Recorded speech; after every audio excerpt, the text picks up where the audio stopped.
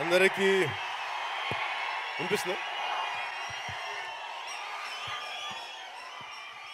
అందరికీ నా హృదయపూర్వక నమస్కారాలు.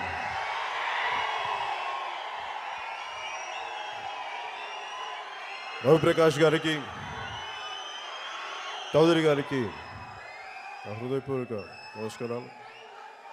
అలాగే వేదిక పైన నాతో నటించిన నా సోదరులకి, నా మిత్రులకి, నా సన్నిహితులకి, ప్రతి ఒక్క నా కో స్టార్స్ అందరికీ నా హృదయపూర్వక నమస్కారాలు. ఈ మధ్యన ఇలాంటి సభల్లో మాట్లాడడం అలవాటు తప్పింది, అందుకని కొత్తగా ఉంది, కొంచెం భయంగా ఉంది, బెరుగ్గా ఉంది.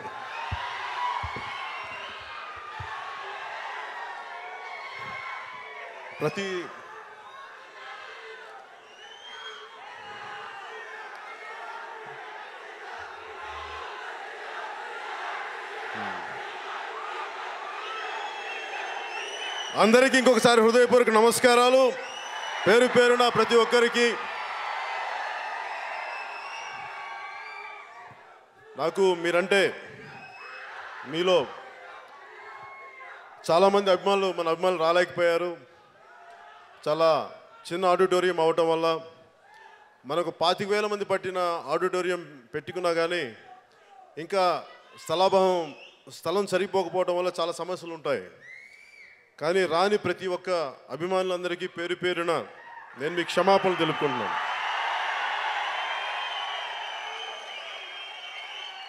సో మీకు పెద్ద ఫంక్షన్ చేద్దామని అన్నా కానీ నేనే వద్దన్నా. దానికి కారణం ఏంటంటే, ఎంత చేసినా కానీ సరిపోదు.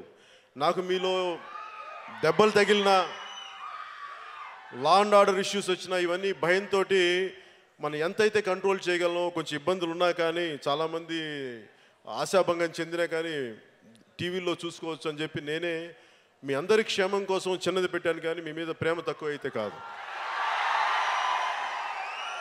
దయచేసి ఇక్కడికి రాలేకపోయిన అభిమానులందరికీ, నా సోదరులందరికీ, నా సిస్టర్స్ అందరికీ, నా అక్క చెల్లెళ్ళందరికీ, ఆడపడుచులందరికీ, యువ మహిళా శక్తికి, ప్రతి ఒక్కరికి నా మనస్ఫూర్తిగా నా క్షమాపణలు తెలియజేసుకుంటున్నాను. మీ అందరూ మా కోసం అని చెప్పి ఇలా చేయాల్సి వచ్చింది. అంటే నాకు సినిమా అనేది నాకు అనుకోకుండా సినిమాలోకి వచ్చాను. ఏదో ఒక టెక్నీషియన్గా అవుదాం అనుకున్నాను, లేదంటే ఇంకేదో అవుతాం అనుకున్నాను. కానీ హీరోని అవుతానని కానీ, యాక్టింగ్ అవుతాను కానీ నాకైతే నమ్మకం లేదు నా మీద. కానీ జరిగిపోయింది ఏదో. కాకపోతే నాకేంటంటే, ఏ పని ఇచ్చినా సరే, అది తోట పని కావచ్చు, లేదంటే వీధులు ఊడ్చే పని కావచ్చు, ఎలాంటి పని అయినా సరే నిస్సిగ్గుగా చాలా గర్వంగా పనిచేస్తాను, చాలా నిజాయితీతో పనిచేస్తాను. సినిమాలు కూడా నాకు భగవంతుడిచ్చిన భిక్ష అనుకొని ఎంత కృతజ్ఞతగా చేయాలో, ఎంత కష్టపడాలో, ఎంత ఒళ్ళు దగ్గర పెట్టుకొని చేయాలో, ఇన్ని సంవత్సరాలు అంతే ఒళ్ళు దగ్గర పెట్టుకొని చేశాను. భవిష్యత్తులో ఎలాంటి బాధ్యతలో పెట్టినా కానీ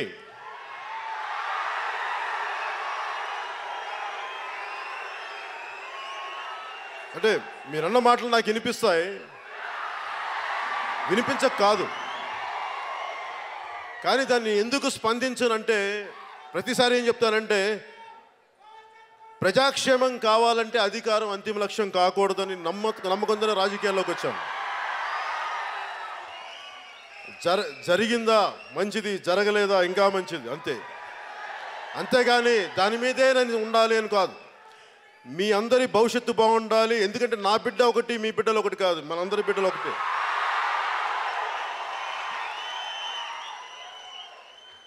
సినిమాల్లో నాకు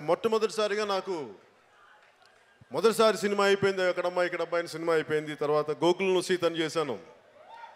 నాకు త్రివిక్రమ్ గారికి పరిచయం అందరూ మన జల్సా సినిమా అనుకుంటారు, లేదంటే అతడు సినిమా స్క్రిప్ట్ ముందు అనుకుంటారు. కానీ యాక్చువల్గా ఆయన అసిస్టెంట్ రైటర్గా ఉన్నప్పుడు నేను హీరోని, ఆయన గోకులం సీతకి ఆయన అసిస్టెంట్ రైటర్. నాకు అప్పటి నుంచి తెలుసు త్రివిక్రమ్ గారు, కాకపోతే నా పరిచయం లేదు అంతగా. ఆయన పోసాని మురళి గారు అసిస్టెంట్ అని తెలుసు. అంటే ఎందుకు చెప్తున్నానండి ఈ సందర్భం, నాకు ప్రతి సినిమా నా జీవితంలో నేను కొన్ని నేర్చుకున్నాయో, నేను కొన్ని రియలైజ్ అయినాయో అవి సినిమాల్లో వచ్చాయి. యాదృచ్ఛికమో అది యాక్సిడెంట్ నాకు తెలియదు, ఎలా వచ్చాయి అలా జరిగాయి. అది నాకు గోకులంలో సీతలో ఒక మంచి డైలాగ్ ఇస్తుంది. ఆయన చాలా మంచి డైలాగ్, నేను చెప్పేవాడిని ఈ డైలాగ్ చాలా బాగుంటుంది అంటే చెప్పారు, అది నేను రాసిన డైలాగ్ అండి అని. తర్వాత అదేంటంటే, ఒకడు తప్పు దారికి వెళ్ళిపోయి ప్రేమ అనే దాన్ని వాడు గుర్తించి తిరిగి ఒక సన్మార్గంలో పడతాడు. భోగం వదిలేసి బాధ్యత యోగం వైపు నడుస్తాడు. అలాంటి పాత్ర అది ఎందుకో నాకు అనేక రకాల సందర్భాలు నాకు వెతుకుతున్నప్పుడు నాకు ఆయన రాసిన డైలాగులు నాకు ఎంత కరెక్ట్గా వచ్చినాయి అంటే, ప్రేమే దైవం, ప్రేమే సర్వం, ప్రేమే సృష్టి మనుగడకు మూలం అని తెలుసుకున్నానని చెప్పి రాసిన త్రివిక్రమ్ గారి డైలాగులు, ఆ రోజు అసిస్టెంట్ రైటర్గా రాసిన డైలాగ్ నాకు గుర్తుండిపోయిన ఈ రోజు దాకా. ఎందుకంటే అంటే ఒక మంచి బలమైన భావం, మంచి బలమైన డైలాగులు ఎలా నాకు నా సినిమాలో డైలాగులు చాలా తక్కువ గుర్తుండే నాకు. కానీ ఎప్పుడో చేసిన నా రెండో సినిమా డైలాగులు గుర్తుండిపోయిన, అంత గొప్ప డైలాగులు రాయగలిగిన వ్యక్తి త్రివిక్రమ్ గారు. ఆయన నాకు మిత్రుడు అవడం నాకు చాలా ఆనందం కలిగింది. అంటే నాకు ప్రతి సినిమా నన్ను ఏం రిఫ్లెక్ట్ చేస్తుందని ఎప్పుడు నేను చాలా తక్కువసార్లు పంచుకుంటాను. సినిమాలు ఏ సినిమా నన్ను ఎలా కదిలించిందనేది. సుస్వాగతం సినిమాలో చదువు బాధ్యత వదిలేసి కేవలం ప్రేమే అని చెప్పి జీవితాన్ని వ్యర్థం చేసుకునే ఒక యువకుడి పాత్ర అది. తండ్రి చనిపోతాడు, ఇలా కొడుకు అటు ఇటు తిరుగుతూ ఉంటాయి. అంటే దగ్గర ఉన్నప్పుడు, బాధ్యతగా ఉన్నప్పుడు మన తల్లిదండ్రుల విలువ తెలియదు. వాళ్ళు దూరం అయిపోయినప్పుడే వాళ్ళ తల్లిదండ్రుల విలువ తెలుస్తుంది. నాకు అవన్నీ జరగకుండానే నాకు నా తల్లిదండ్రుల విలువ తెలుసు. కానీ నాకెందుకు అది ఎప్పుడు బాధ్యతగానే ఉండేవాడిని చిన్నప్పటి నుంచి. కానీ ఆ సినిమాలో నేను చేసిన పాత్ర క్లైమాక్స్లో నేను ఎంత ఏడ్చానంటే, నిజంగా ఏడ్చాను. ఒక 16 టేకులు చేసిన, ఎన్నిసార్లు చేసినది అంటే నేను ఎంత ఏడ్చినా సరిపోక డైరెక్టర్ భీమనేని శ్రీనివాస్ గారు చెంపల మీద కొట్టుకుంటే ఇంకా అంటే ఒక 40 సార్లు చేశాను ఆ సీన్. 40 టేకులు చేశాను. కొట్టుకొని నిజంగా కొట్టుకోవాలి. ఇలా సున్నితంగా ఏం కొట్టుకుంటాం, నిజంగా కొట్టుకుంటే తలకాయ దిమ్మెక్కిపోయేది. మళ్ళీ అలా చేసుకుంటూ వెళ్ళిపోతే నేను అనుకున్నాను ఆ సీన్ అయిపోయిన తర్వాత, అంటే నేను ఆఫ్ చేసుకోలేకపోయాను ఆ భావాన్ని. నిజంగా నా తండ్రి చనిపోతే ఇంక నేను ఏడుస్తానా అనిపించింది. జరగకూడదు, అశుభం అని తెలిసినా కానీ నా వల్ల కాలేదు. జల్సా చేసే టైంలో మా నాన్నగారు చనిపోతే నాకు ఏడుపు రాలేదు, ఏడ్చేశాను. ఆయన చనిపోవడానికి ఎప్పుడు కొన్ని సంవత్సరాల ముందు ఏడ్చేశాను. 3 రోజుల తర్వాత, ఆయన చనిపోయిన చిన్న దినం తర్వాత నేను వెళ్ళి షూటింగ్ చేయాల్సి వచ్చింది జల్సా.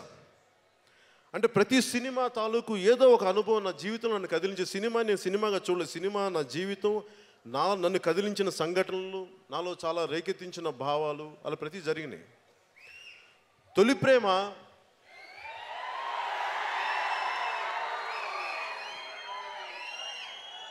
నేను అనుకున్నాను. తొలి ప్రేమ ఎంతసేపు, ఒక వయసులో ఎంతసేపు ఏముంటుంది మనకి, ప్రేమించాలి, అమ్మాయిల చుట్టూ తిరగాలి, వాళ్ళని గుర్తించాలనుకుంటా. కానీ అప్పటికి నాకేమనిపించిందంటే, బాధ్యత లేని ప్రేమ ఏం ప్రేమ అనుకున్నాను. అంటే బాధ్యతలు విస్మరించి అమ్మాయిల చుట్టూ తిరిగి, లేదా అమ్మాయిలు అబ్బాయిల చుట్టూ తిరిగి బాధ్యతల్ని మర్చిపోతే మరి మనం తల్లిదండ్రులకి ఏం చేసినట్టు అనే ఆలోచన నాకు కలిగినప్పుడు తొలి ప్రేమ స్క్రిప్ట్ ఎవరో ఒకరు తీసుకొచ్చారు, నా కరుణాకరన్ అనే వ్యక్తి. సో అలా నా ప్రతి సినిమా నాలో కదిలే భావాలకి ఏదో ఒక రూపంలో, సినిమా రూపంలో బయటకు వచ్చాయి. అలా ఒక్కొక్క సినిమా చేసుకుంటూ బద్రి అనే సినిమా, తమ్ముడు అనే సినిమా, తొలి ప్రేమ తర్వాత నాకు నిజంగా నేను కష్టపడింది తమ్ముడు అనే సినిమాకి. ఒక సూపర్ డూపర్ హిట్ సినిమా వచ్చిన తర్వాత దానికి ఫాలో అప్ సక్సెస్ రావడం చాలా కష్టం, జరగదు. నేను నా ప్రాణాలను పణంగా పెట్టేశాను, ఉంటే ఉంటాం పోతే పోతామని చెప్పేసి. ఎప్పుడో నేర్చుకున్న మార్షల్ ఆర్ట్స్ మళ్ళీ ఇంకోసారి చేయాల్సి వచ్చింది. ఈ రోజుకి ఆ రోజు కార్ల కింద చేసి నా పర్మనెంట్గా నాకు ఇది వంగిపోయింది. ఆ రోజు చేసింది ఇప్పటికి రాత్రులు ఇట్లా చేతులు తిరిగిపోతూ ఉంటాయి. ఒక పిచ్చి ఉన్మాదంతో చేశాను, ఇష్టంతో. అంటే నన్ను ఇంత అభిమానిస్తాను, ఇంకా నేను ఏమి ఇవ్వాలని. అన్నిటికంటే నేనేం నమ్ముతానంటే మొదటి నుంచి మన భవిష్యత్తుని నిర్ణయించుకునేది మనమే. అది ఒక యువతలో ఉన్న శక్తి, యువకుల్లో ఉన్న శక్తి, మహిళా యువతలో ఉన్న శక్తి, ప్రతి యువతి యువకుల్లో ఉన్న శక్తి. దానిని ఎవరో కూర్చోబెట్టి నువ్వు చెయ్యలేవు, ఇది నీ వల్ల కాదు అని చెప్పే హక్కు ఎవరికీ లేదు అని చెప్పడానికి నిదర్శనం తమ్ముడు సినిమా. అది నేను గుర్తించాను, నేను దారి నడిచాను. అలాంటి భావాలు వెతికే వాళ్ళకి ఆ సినిమా ఎంతో కొంత ఒక స్ఫూర్తి కలిగించాలనే ఉద్దేశంతో ఆమె ట్రావెలింగ్ సోల్జర్ అని పెట్టాను. దానికి కారణం ఏంటంటే, నన్ను హద్దులు గీసేది మీరెవరు? బయట సమాజాన్ని నేను అడగదలుచుకుంది. నన్ను హద్దులు గీసేది నేను ఏ స్థాయికి వెళ్ళాలి? నేనంటే నేను కాదు, మీరు ప్రతి ఒక్కడు, ఒక్క యువతి యువకుడు చిన్న వయసు నుంచి మన భవిష్యత్తును రాయగలిగేది పక్క సమాజం, పక్కనోడు కాదు, మనం. మనలో ఉన్న చేతనం, మనలో ఉన్న భగవంతుడి శక్తి, దానిని గుర్తించినప్పుడు మనల్ని ఏది ఆపలేదు. నేను అది చెప్పదలుచుకున్నాను. ఆమె అంటే మీరెవరన్నా ఆపడానికి? నా గ్రోత్ ఎంత? నేను అనుకున్నంత, మీరు అనుకున్నంత కాదు. నేను అనుకున్నంత నేను ఎదుగుతాను, మీరు అనుకున్నంత నేను ఎదగను. అది నా ఒక్కడి గురించి మాట్లాడలా. నాలాగా నేను చాలా చిన్న స్థాయి నుంచి వచ్చాను. ఇప్పటికీ చిన్న స్థాయిలోనే ఉండటం ఇష్టం. ఆలోచన విస్తృతి పెద్దగా పెంచుకుంటాను, కానీ ఇక్కడ మటుకు అడుగులు భూమికి తాకి ఉండాలని కోరుకుంటాను. భూమికి బలంగా అతుక్కుపోయి ఉండాలని కోరుకుంటాను. అది నేను పంచుకున్నాను తమ్ముళ్ళు. బద్రీలో ఏం పంచుకున్నానంటే ఇద్దరు అమ్మాయిల్ని కాదు, అది మీరు గుర్తుంచుకోండి. బద్రీ పేరుకి ఇద్దరు అమ్మాయిలు ప్రేమించిన కథైనప్పటికీ దాంట్లో నాకు ఆ విలన్ క్యారెక్టర్ ఉంటుంది, అమ్మాయి అన్నయ్య క్యారెక్టర్.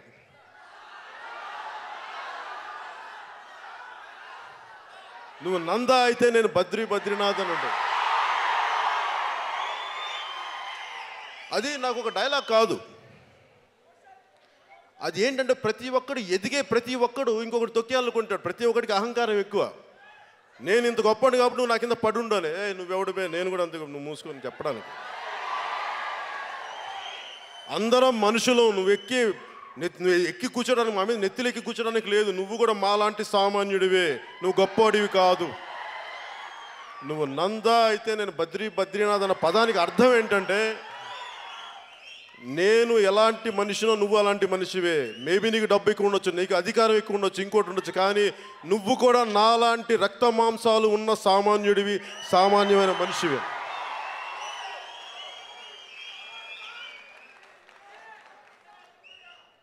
ఖుషీ సినిమాకి వచ్చేటప్పటికి నాకు ఇష్టమైంది ఏంటంటే, నా దేశాన్ని ఎంత ప్రేమించాలి అదొక్కటి చెప్పదలుచుకున్నా. మిగతా లవ్ స్టోరీస్ ఎన్ని ఉన్నా కానీ ఏ మేరా జహా అనేది నా దేశం. నా దేశాన్ని, అది నా కాలేజ్ అవ్వచ్చు, నా కాంపౌండ్ అవ్వచ్చు, నా ఇల్లు అవ్వచ్చు, నా లొకాలిటీ అవ్వచ్చు, బయట వాళ్ళు ఎవరో వచ్చి ఇక్కడ మీరు డిసైడ్ చేయడానికి మీకు సంబంధం లేదు. నా దేశం, నా ప్రాంతం, నా ఏరియా, మీకు సంబంధం లేదు. అది చెప్పడానికి ఏ మేరా జహా. అలా ఒక్కొక్క సినిమా. కానీ ఖుషీ రేపు రిలీజ్ అంటే ఇక్కడ హైటెక్ సిటీలో నేను నాతో పాటు పనిచేసిన చాలామంది ఉన్నారు, కొంతమంది స్టాఫ్ అంతా. వాళ్ళతో కూర్చొని నేను ఫస్ట్ టైం ఇక్కడ మాదాపూర్లో ఉన్న హైటెక్ సిటీలో సినిమా చూస్తూ ఉన్నా. సినిమా మధ్యలో దాన్ని ఇంగ్లీష్లో ప్రెమానిషన్ అంటారు, లేదంటే అది కీడా. ప్రెమానిషన్ అంటే ఆపద శంకించడం అంటాను, కీడు శంకించడం ప్రెమానిషన్ అంటే. సినిమా చూస్తుంటే నాకేమనిపించిందంటే, మధ్యలో ఇంటర్వెల్ మధ్యలో, అరే నీకు రాబోయేది కొన్ని సంవత్సరాలు గడ్డు కాలం ఉంటుంది, చాలా కష్టాలు ఉంటాయి, నీకు చాలా ఇబ్బందులు ఉంటాయి అని నాకు ఏదో విపరీతమైన భావన కలిగిపోయి నీరసం వచ్చేసింది, బాధ వచ్చేసింది. బయటకు వచ్చేసాను. బయటకు వచ్చి నాకేం చేయాలో తెలియలే, ఆకలి చచ్చిపోయింది. ఆ రోజు నేను దెబ్బతిన్నది తిరిగి నాకు శక్తి పుంజుకోవడానికి గబ్బర్ సింగ్లో పోలీస్ స్టేషన్ సీన్లో చేస్తే కానీ ఆ శక్తి నేను పుంజుకోలేకపోయాను. ఆ రోజు కోల్పోయిన శక్తి. అప్పటిదాకా నేను భగవంతుని రోజు యాచకుడిలాగే నేను చేతులు పెట్టుకొని కూర్చున్నాను. నువ్వు ఎప్పుడు ఇస్తావో నాకు అప్పుడు నేను నిన్ను అడగను, నేను ఇబ్బంది పెట్టను, నేను నా కర్మ చేసుకుంటూ వెళ్ళిపోతానని చెప్పి రోజు భగవంతుడి ముందు తల మోకరిల్లి నువ్వు ఏ బాధ్యత ఇస్తావో నాకు అదే ఇవ్వు అని చెప్పి నేను ఆయన ఇంకేం అడగలేదు. నేను అలా కూర్చొని ఉన్నాను. అది అయిపోయిన తర్వాత ఆ పోలీస్ స్టేషన్ సీన్లు చేస్తున్నప్పుడు నాకు తిరిగి ఏదైతే నేను కోల్పోయానో ఖుషీ టైంలో, అప్పుడు వచ్చింది ఆ శక్తి తిరిగి. కానీ అక్కడితో ఆగిందా అంటే, ఇది నిరంతర పోరాటం. జీవితం అనేది నిరంతర పోరాటం. ఒకరోజు పడిపోతాం, ఇంకో రోజు లెగుస్తాం, మళ్ళీ ఇంకో రోజు లెగుస్తాం. ఇది నిరంతర పోరాటం. దీన్ని సమానంగా చూడగలగాలి, గెలుపు ఓటములు సమానంగా చూడగలగాలి అన్న ఆలోచన నాకు ఆ రోజు నుంచి స్టెబిలైజ్ అయ్యి ఈరోజు నేను గెలుపు ఓటములను సమానంగా తీసుకునే శక్తి నాకు ఉందని చెప్పడానికి నేను ఏమాత్రం సందేహించను.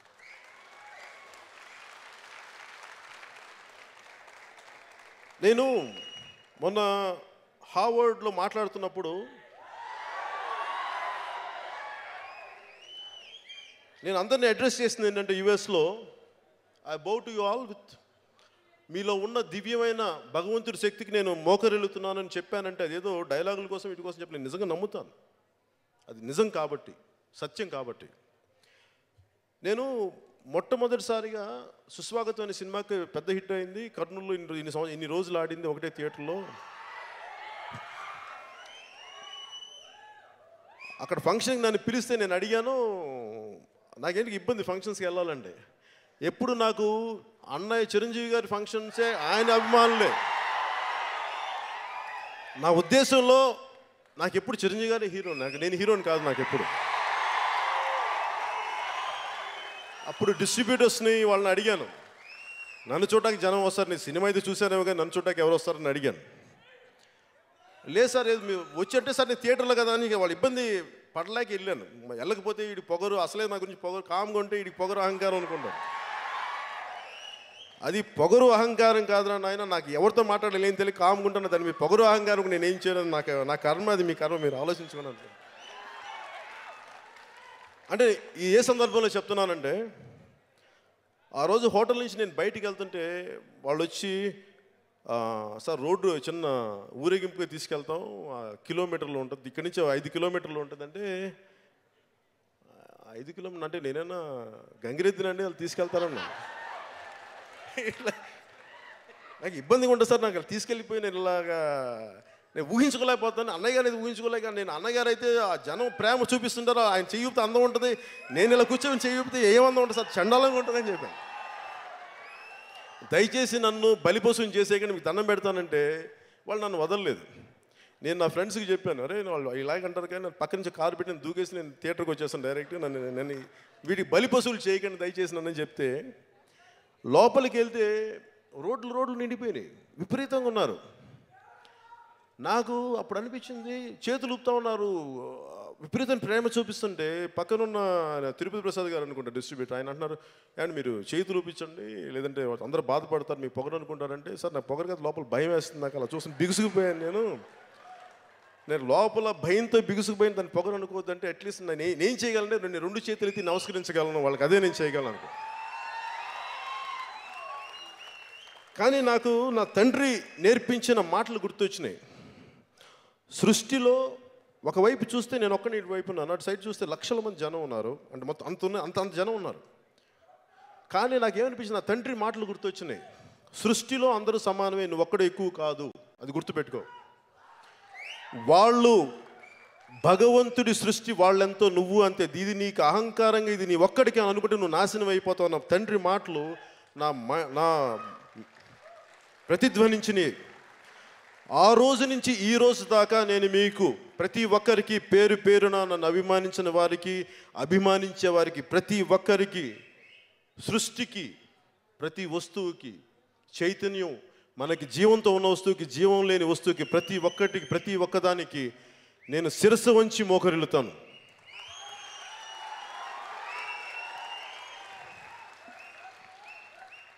ఈ రోజున మేమందరం ఒక ఆలోచనతో ఒక కష్టపడడం, ఒక సినిమా తీసాం, మనందరికీ ఆనందం కలగాలని.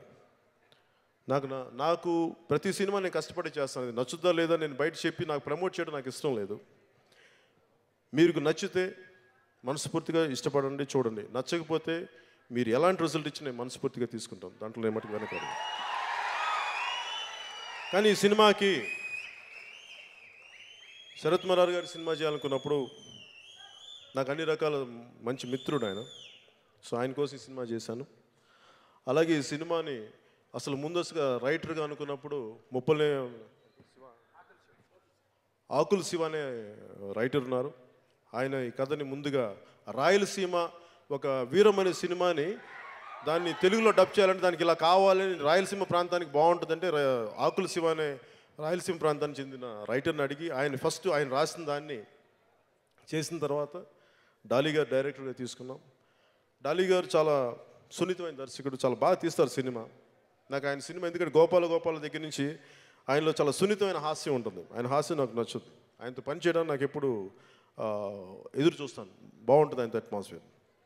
అలాగే అత్తారింటికి దారేది తీసిన ప్రసాద్ మురళ సినిమాటోగ్రాఫర్ గారికి. కానీ అలాగే నేనెప్పుడు తమ్ముడిని, నేనెప్పుడు అన్నయ్యని కాదు నా జీవితంలో ఎవరికి. మొదటిసారి ఈ సినిమాలో అన్నయ్యనయ్యాను.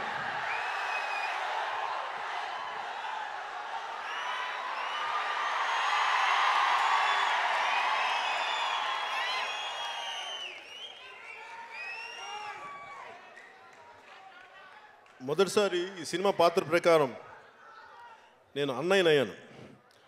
నాకు నిజంగా ఈ తమ్ముళ్ళు నచ్చారు. అజయ్, చైతన్య, మీరు నా ప్రాణం. ఏం మాట్లాడతాను,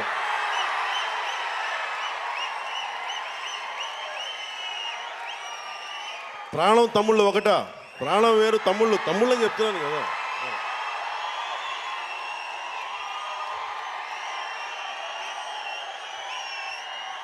తమ్ముళ్ళు అజయ్, చైతన్య, కృష్ణ.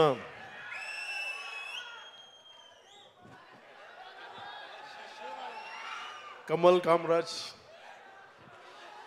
శివబాలాజీ. నేను పేరు మర్చిపోయాను అందరి. అలాగే అజయ్, చైతన్య,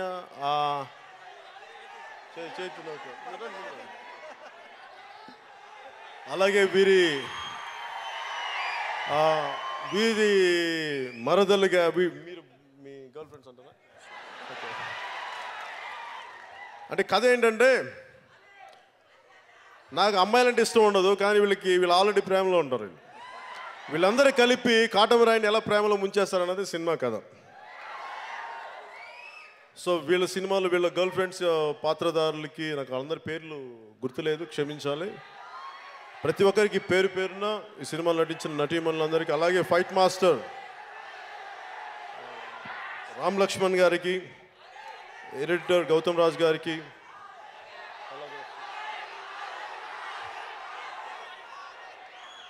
ఆర్ట్ డైరెక్టర్ బ్రహ్మకర్ల గారికి, మిగతా టెక్నీషియన్స్ అందరికీ ప్రతి ఒక్కరికి పేరు పేరున నా హృదయపూర్వక నమస్కారాలు, ధన్యవాదాలు తెలియజేసుకుంటూ,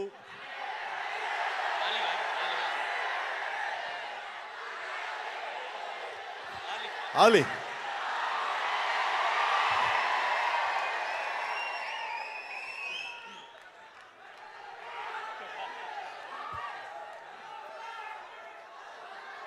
నా చేతిలో శక్తి ఉందని నమ్ముతారా? నా వేళ్ళలో శక్తి ఉంది, నమ్ముతారా? నేను కదిలించకుండా డ్యాన్స్ చేయగలను తెలుసా, తాకుండా డ్యాన్స్ చేస్తాను. అంటారు